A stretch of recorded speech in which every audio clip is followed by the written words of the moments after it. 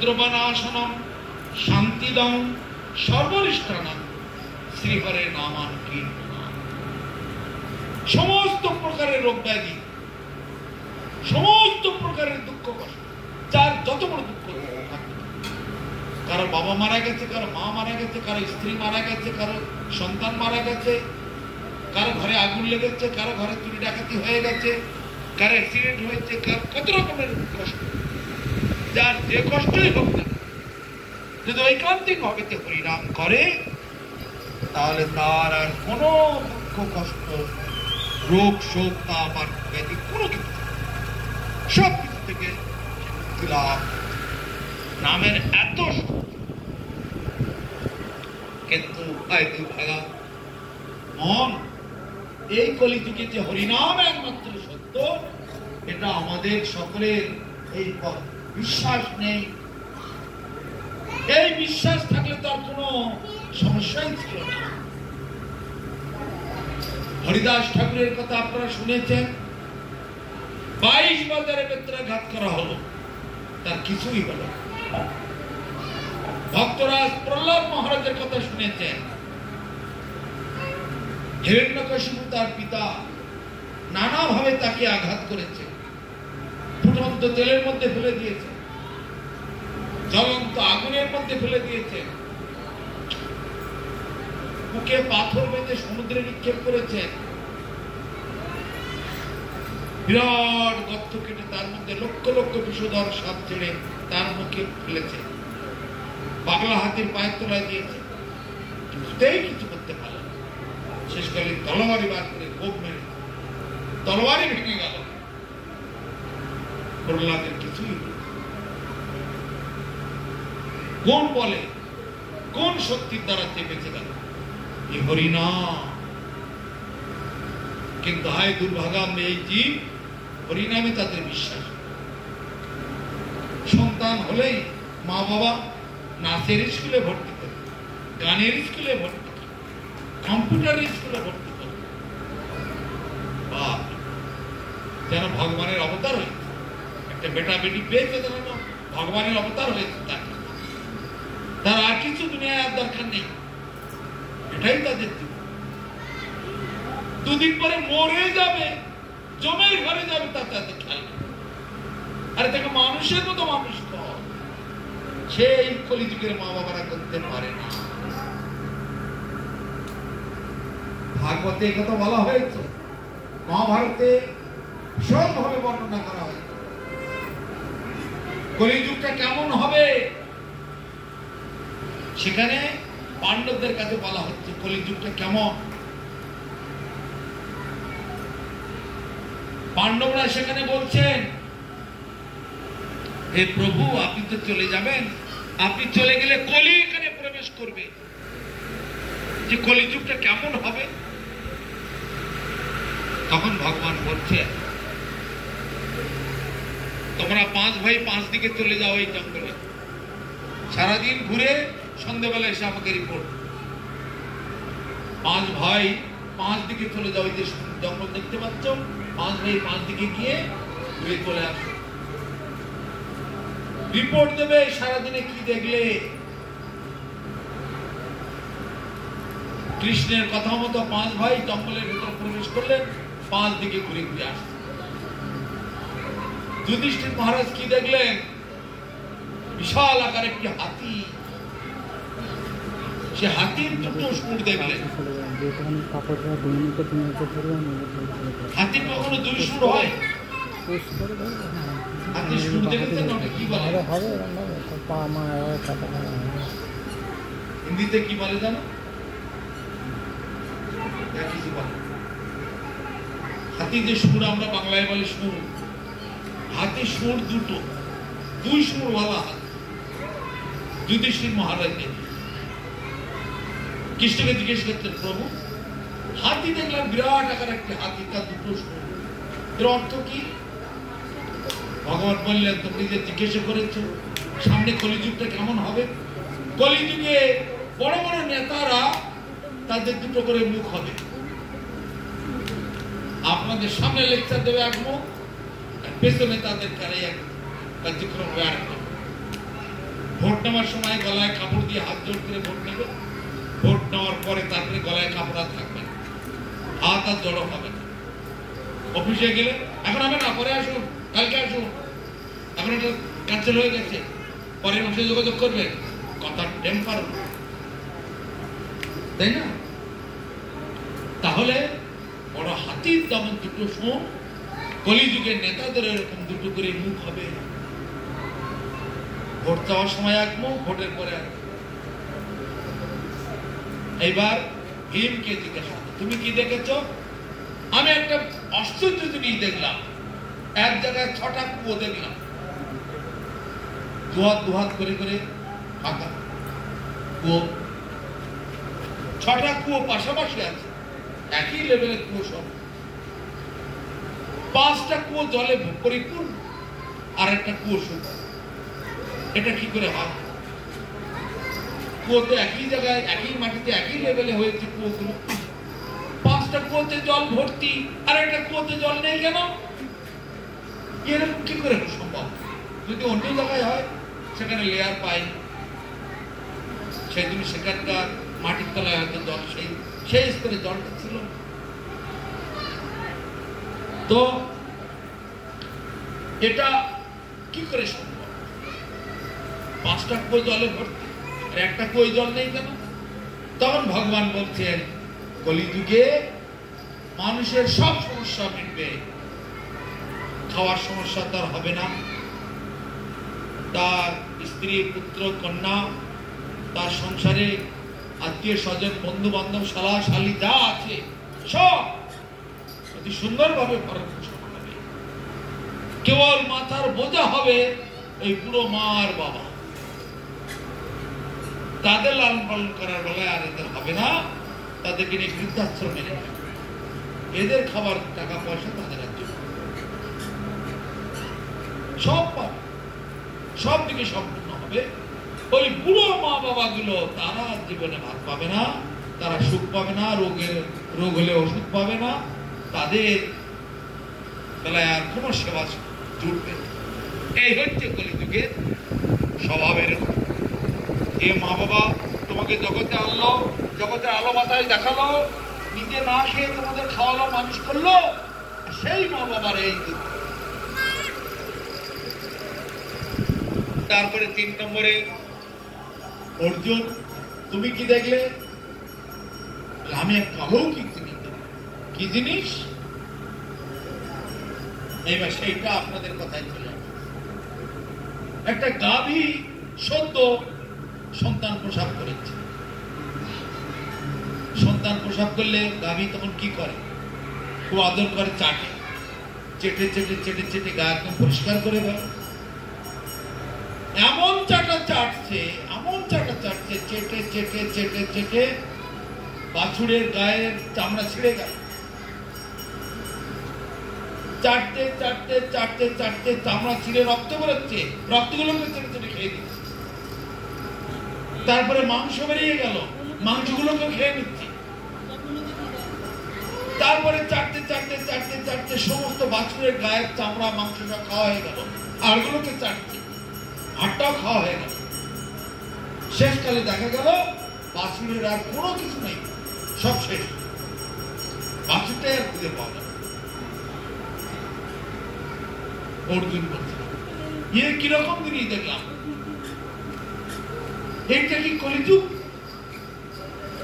এই ধরনের? হ্যাঁ, এটাই কলিযুগ।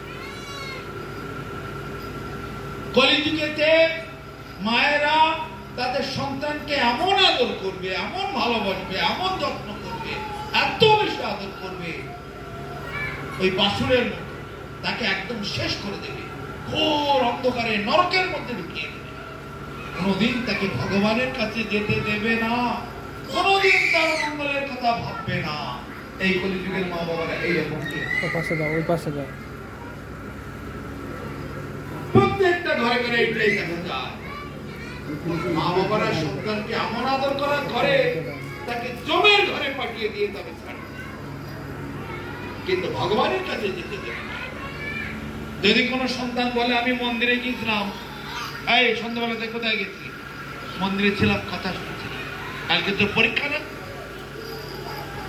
তোর নাচের স্কুল আছে, তোর গানের স্কুল আছে, কালকে মাস্টার আছে, তোর পরীক্ষা, ওখানে ভাগবত ওখানে গিয়ে কি হচ্ছিল, ওখানে কি শুনতে গেছে? উল্টে তাকেও চার থাপ্পড় মারবে। কি সাধুদের পেছনে বলে কি বুঝতে গেছে? কি জন্য ওখানে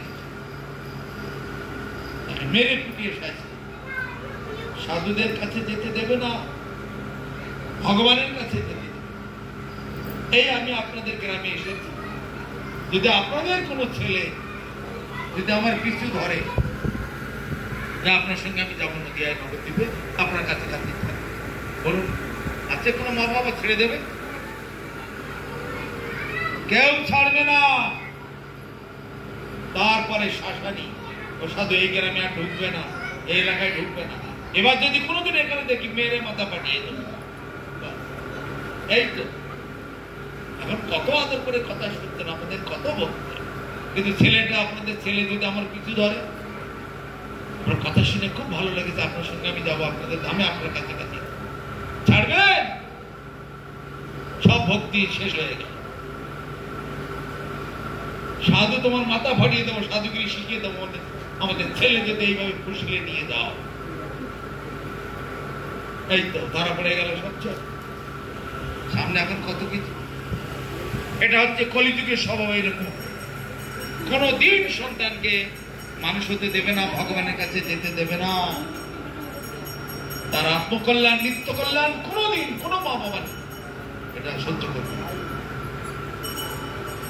100 ভাগের মধ্যে 99.99999 সবই কতিপয় দু একজন আছে। 1 লক্ষের মধ্যে 1 কোটির মধ্যে হয়তো 1 একজন একটু আছে, সেটা কোনো হিসাবের মধ্যেই পড়ে। 3 নম্বর হয়ে গেল। এবার 4 নম্বরে নকুল, তুমি কি দেখেছ? আমি একটা অলৌকিক জিনিস দেখলাম। কি? নদী দিয়ে গঙ্গা দিয়ে একটা মরা ভেসে যাচ্ছে। মরাটা কতদিন ধরে মরেছে তার ঠিক নেই, ফোল হয়ে গেছে, ফুলে মোটা হয়ে গেছে, গায়ে পোকা হয়েছে। সেই মরার উপরে একটি পাখি বসে আছে, পাখির সর্বাঙ্গে হরে কৃষ্ণ এখন লেখা। সেই পাখিটি সে মরার উপরে বসে বসে পোকা খাচ্ছে। যে পাখির সর্বাঙ্গে হরে কৃষ্ণ লেখা, মহামন্ত্র ভগবানের নাম লেখা, সেই পাখি মরার উপরে বসে পোকা খাচ্ছে। এটা কিছুতে সত্য করতে পারছে। তখন ভগবান বলছেন, হ্যাঁ নকুল তুমি ঠিকই দেখেছ, কলিযুগে সাধু বেশিরভাগ সাধু এরকম হবে। বাইরে সব বিরাট সাধুগিরি, বিরাট হাজার হাজার লক্ষ লক্ষ সব তাদের চেলা হবে, কিন্তু আড়ে আবডালে গিয়ে গাঁজায় দম মারছে, বোতল গিলছে, আর ওদিকে আর নানা রকমের অসৎসঙ্গের আর শেষ নাই। 2 নম্বরই জালিয়াতি ভান্ডামির আর শেষ নাই। কিন্তু লোকের সামনে বিরাট বিরাট রূপ নিয়ে তারা লোকের পূজা গ্রহণ। এই 4 রকমের জিনিস। 5 নম্বরে সহদেব। তাহলে যুধিষ্ঠির মহারাজ প্রথমে কি দেখলেন? বিরাট হাতি, তার 2টো সুর। কলিযুগের নেতাদের এরকম হবে। 2 নম্বরে ভীম কি দেখলেন? 6টা কুয়া, 5টা কুয়া জলে ভরতে আর 1টা কুয়া জল নেই। তার মানে মা বাবার আর কপালে এটা তাদের মাথায় বোঝা। মরে না কেন? লোকের বাড়ি থেকে একটা মেয়ে নিয়ে আসলো বউ করে, সে তো কিছুতেই সহ্য করতে পারে না। আবার দিকে বৌমা তার ভাই যখন আসে তাকে উপদেশ করে, এই মায়ের যেন কষ্ট না হয়, মা বাবাকে ভালো করে সেবা করিস। বৌমা বলছে তার ভাইকে। আবার দিকে নিজের বাড়ি নিজের বরের মাকে সহ্য করতে পারে, বরের বাবাকে সহ্য করতে। দেখুন কেমন। আর ভাইকে উপদেশ করতে, মা বাবাকে ভালো করে দেখিস, মা বাবাকে তুই সেবা করিস। তাহলে কলিযুগের মা বাবা হবে মাতার বোঝা। 3 নম্বর হয়ে গেল। 4 নম্বর বাছুর।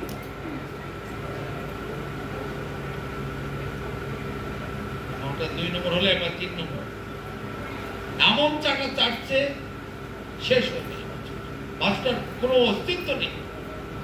মা নিজেই বাছুরটাকে চেটে চুটে রক্ত টক্ত হাড় গোড় চামড়া সব সম্পূর্ণ খেয়ে নিঃশেষ করে। এইরকম কি মা হয়? কিন্তু কলিযুগের মা বাবারা এরকম, তারা কোনোদিন সন্তানের চরম কল্যাণ সর্বশ্রেষ্ঠ মঙ্গল কোনোদিন তারা চাইবে না।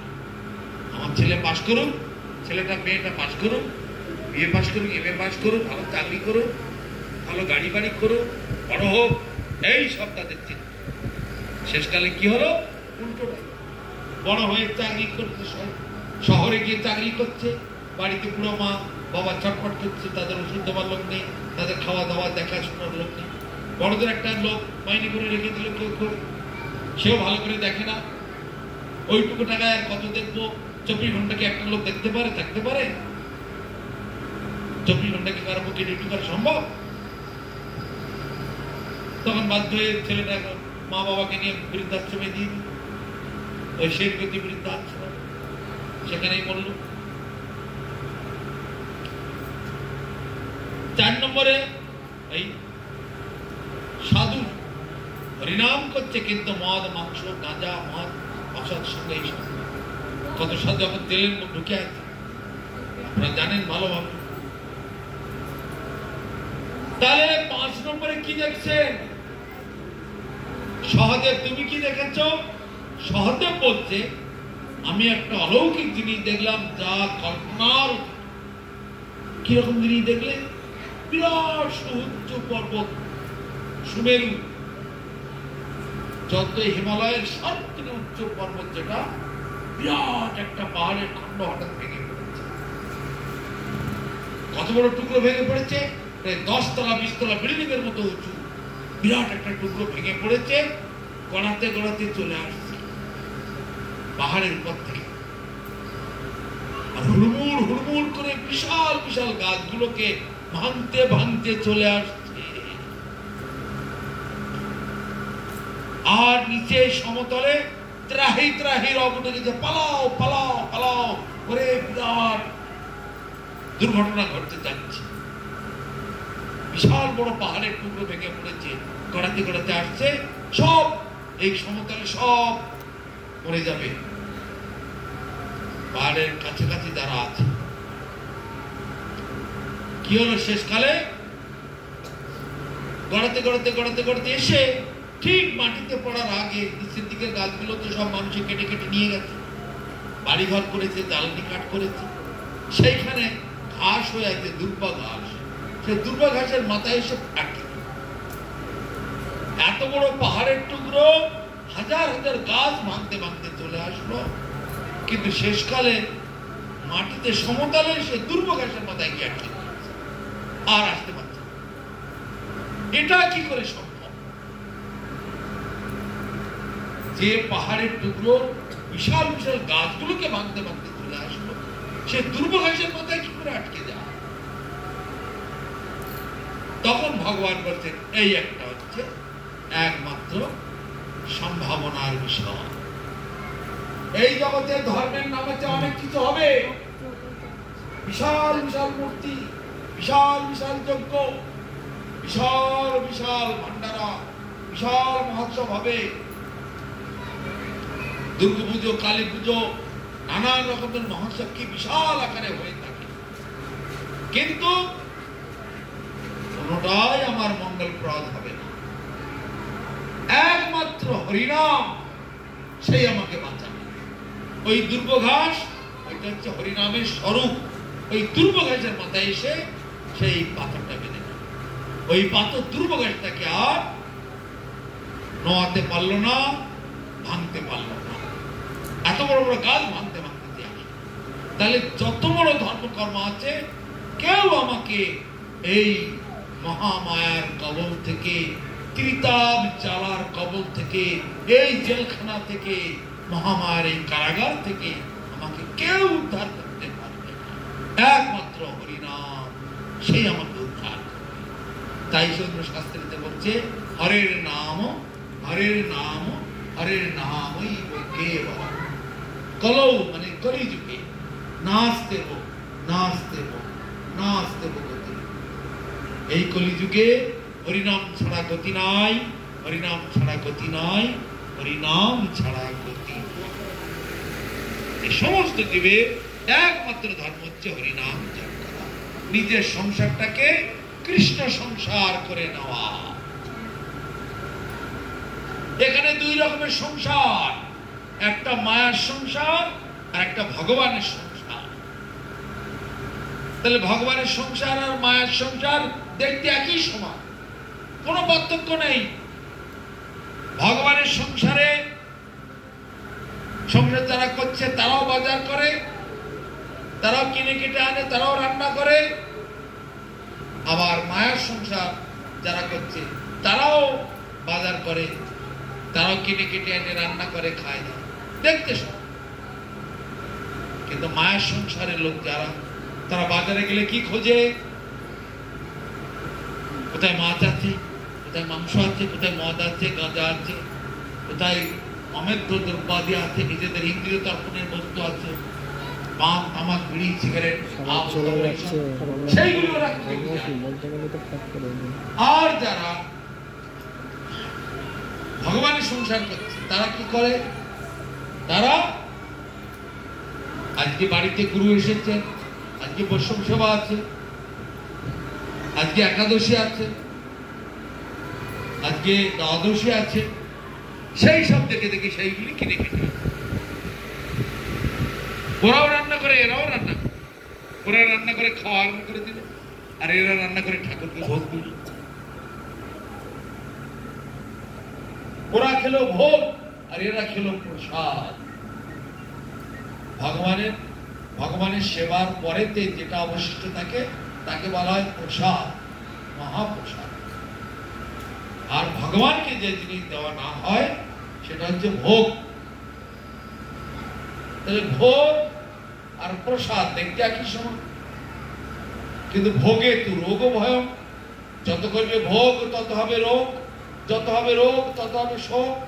এই ভোগ, রোগ, শোক সব একই মায়ের পেটে ভাই ভাই। অতএব ভোগ থেকে দূরে থাকতে হবে, আমাদেরকে সেবা করতে হবে। এই সারা বিশ্ব ব্রহ্মাণ্ড ভগবানের সেবা করতে হবে। নিজের বাড়ি ঘরটাকে ভগবানের বাড়ি বানাতে হবে, ঠাকুরের বাড়ি, ঠাকুরের ঘর। আমরা যে যা করছি ঠাকুরের জন্য, ঠাকুরের জন্য চাকরি করছি, ঠাকুরের জন্য ব্যবসা করছি, ঠাকুরের জন্য টাকা জমাচ্ছি, ঠাকুরের জন্য বাজার করছি, ঠাকুরের জন্য রান্না করছি, ঠাকুরকে ভোগ লাগিয়ে প্রসাদ পাচ্ছি। এই হচ্ছে বৈষ্ণবের সংসার। একটা বৈষ্ণবের সংসার আর একটা অবৈষ্ণবের সংসার, দুটো দেখতে একই সমান। তাহলে আমরা সাধু সঙ্গ করতে যাব, কথা শ্রবণ করতে যাব, কীর্তন শ্রবণ করতে যাব, কি শিক্ষা নিয়ে যাব? কি পাবো সেখান থেকে? কি শিক্ষা করে আসবো? এই শিক্ষা আমার সংসারের পরিবর্তন ঘটাতে, নিয়ম কানুন পাল্টাতে হবে। আমাকে গলায় মালা পরতে হবে, আমাকে তিলক করতে হবে, সদ্গুরুর চরণাশ্রয় করে দীক্ষা গ্রহণ করতে হবে, হরিনাম করতে হবে, ঠাকুরকে ভোগ দিয়ে প্রসাদ পেতে হবে, একাদশী পালন করতে হবে। তবে আমার জীবন ধন্য হবে, আমার এই মনুষ্য জন্ম সার্থক। তা ভিন্ন এখানে জন্ম আর মৃত্যু, মৃত্যু আর জন্ম পশু পক্ষীর মতো হয়। পশু পক্ষীরাও জন্মায়, মানুষও জন্মায়। পশু পক্ষী খায় দেয় বড়ায়, মানুষও খায় দেয়। পশু পক্ষীরও বাল বাচ্চা হয়, মানুষেরও বাল বাচ্চা। পশু ঘুমোয়, মানুষও, পশু মরে যায়, মানুষও। তাহলে আমাকে মানুষের দলে মিশবো না পশু পক্ষীর দলে মিশবো? আমাকে বিচার। যদি আমি মানুষের দলে মিশতে চাই তাহলে কৃষ্ণ সংসার করতে হবে। আর যদি আমি মানুষের দলে না মিশতে চাই তাহলে পশু পাখি তলে থাকবো, পশু পাখির মধ্যে জন্ম, পশু পাখি কত সৌভাগ্যের ফলে দুর্লভ মনুষ্য জন্ম লভিয়া সংসারে কৃষ্ণ নাম ভজিন দুঃখ করিব কাল। সংসার সংসার করে মিশে গেল কাল, লাভ না হইল কিছু ঘটিল জঞ্জাল। এই যে সংসার করছে কতগুলো জঞ্জাল তৈরি করে যাচ্ছে,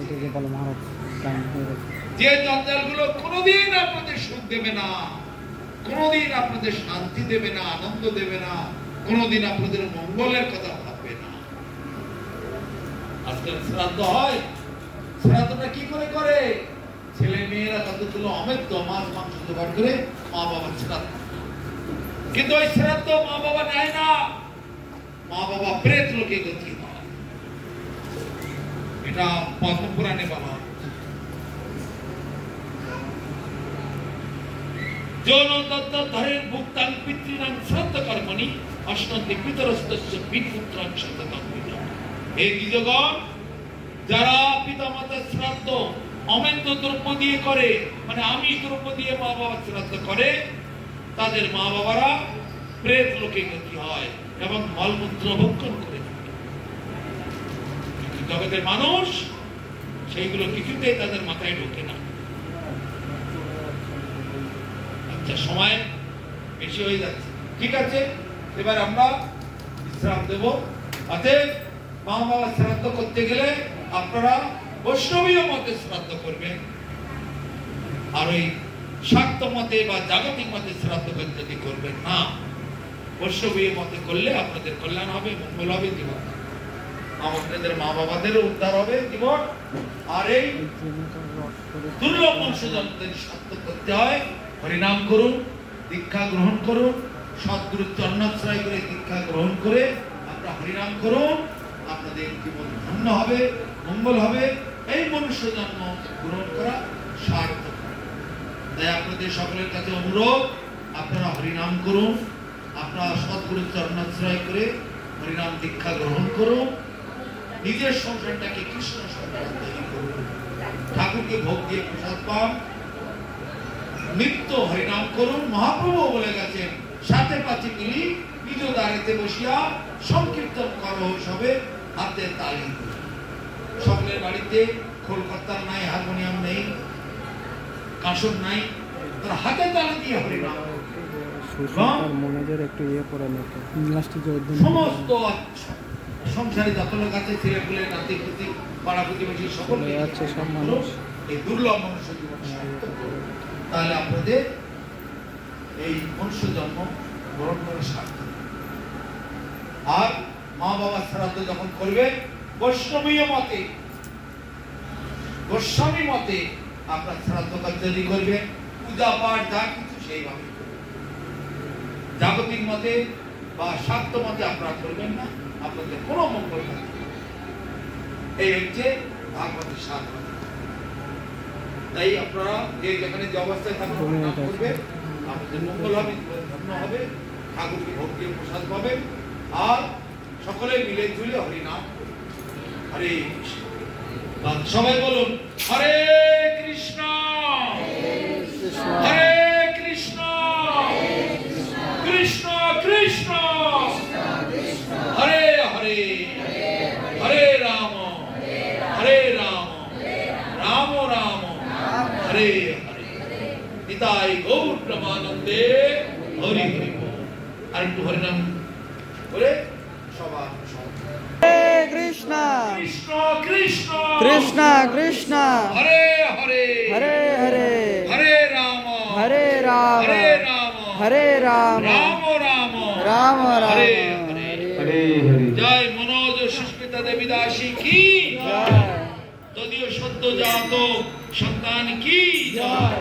তার আত্মার কল্যাণার্থে হরিনাম সংকীর্তন, বৈষ্ণব সেবা, ভাগবত পাঠ, হরিনাম সংকীর্তন, মহা মহোৎসব কি জয়। নিতাই গৌর প্রেমানন্দে রাম রাম হরে হরে হরে কৃষ্ণ হরে কৃষ্ণ কৃষ্ণ কৃষ্ণ হরে হরে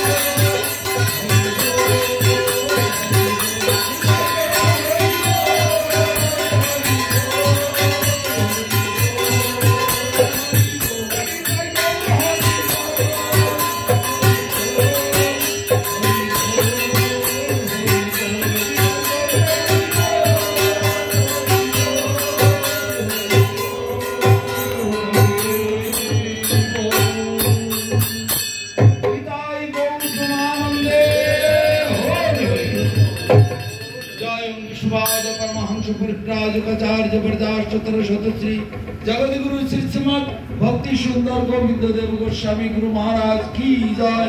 जय श्री श्री गुरु गौरांग गंधर्व गोविंद सुंदर गिरिधारी गोपाल गोपीनाथ मदन मोहन जीव की जय। बलदेव सुभद्रा जगन्नाथ देव जीव की जय। तदीय शुभ रथ यात्रा महामहोत्सव की जय। जय अनंत श्री विभूषित ओम विश्वनाथ परमहंस श्रील भक्ति रक्षक श्रीधर देव गोस्वामी परम गुरु महाराज की जय। भगवान श्रील भक्ति सिद्धांत सरस्वती गोस्वामी प्रभुपाद की जय। ओम विश्वनाथ महाभागवत गौर किशोर दास बाबा जी महाराज की जय। ओम विश्वनाथ परमहंस श्रील सच्चिदानंद भक्ति विनोद ठाकुर की जय। ओम विश्वनाथ वैष्णव सार्वभौम जगन्नाथ दास बाबा जी महाराज की जय। जय रूप सनातन भट्ट रघुनाथ श्रीजीवी गोपाल भट्ट दास रघुनाथ श्री शर गोस्वामी प्रभु की जय। श्री कृष्ण चैतन्य प्रभु नित्यानंद श्री अद्वैत गदाधर श्रीवासादि श्री गौर भक्त वृंद की जय। श्री नवद्वीप धाम की जय। श्री वृंदावन धाम की जय। श्री पुरुषोत्तम धाम की जय। विश्वव्यापी श्री चैतन्य सारस्वत मठ की जय। तदीय शाखा मठ समूह की जय। गंगा देवी की जय। तुलसी देवी की जय। भक्ति देवी की जय। गोप गोपी गोवर्धन मथुरा वृंदावन राधा कुंड श्याम कुंड कालिंदी जमुना जी की जय। श्री नीलाचल धाम की जय। बलभद्र सुभद्रा जगन्नाथ देव जीव की जय। स्वरूप रामानंद हरिदास आदि गौर पार्षद भक्त वृंद की जय। भक्ति विघ्न विनाशकारी भगवान नरसिंह देव जीव की जय। प्रहलाद महाराज की जय। लक्ष्मी बराव देव जीव की जय। सदाशिव गंगाधर जीव की जय। श्री गोविंद कुंड की जय। श्री श्री गुप्त गोवर्धन श्री मंदिर की जय। सदाशिव गंगाधर जीव की जय। बलदेव सुभद्रा जगन्नाथ देव जीव की जय। तदीय रथ यात्रा महामहोत्सव की जय। भिलाई निवासी समस्त गौर भक्त वृंद की जय। अनंत गढ़ी वैष्णव मंडली की जय। समागत गौर भक्त वृंद की जय। भुवन मंगल हरिनाम संकीर्तन की जय। भुवन मंगल हरिनाम संकीर्तन की जय। भुवन मंगल हरिनाम संकीर्तन की जय। निताई गौर प्रेमानंदे।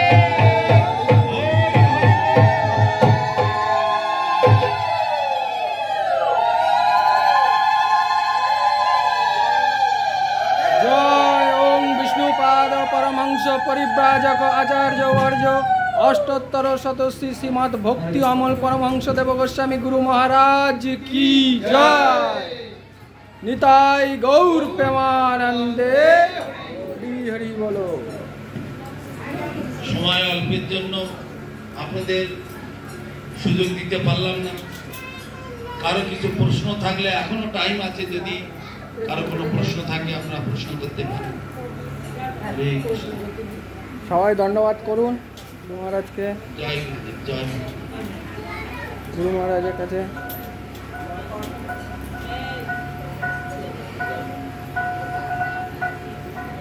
সময় অল্পের জন্য আপনাদের সকলকে সুযোগ দিতে পারলাম না, তবে এখনো যদি কারো কোনো প্রশ্ন থাকে আপনারা প্রশ্ন করতে পারেন।